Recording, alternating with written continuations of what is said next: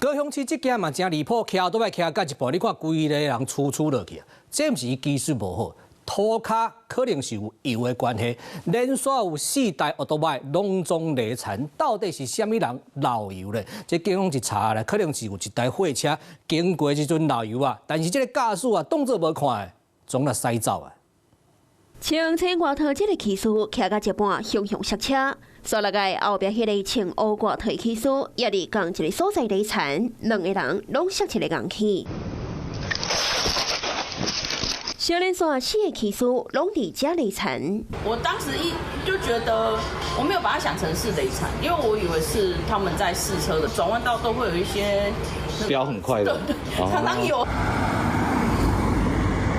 代志都发生伫昨下晡3点外，高雄三民区港民路甲里民路口，一台小货车所在绘本有不明的液体流出来，也毋过驾驶无落车摒清气就离开，害后壁4台奥多麦的骑士触电刹车，卡手吹伤，加在上病院人无安怎。是认倒的。就不知道怎么处理，因为本身会有你就是受伤啊，求助无门。那当吹着东到一个人当然是爱讲这个。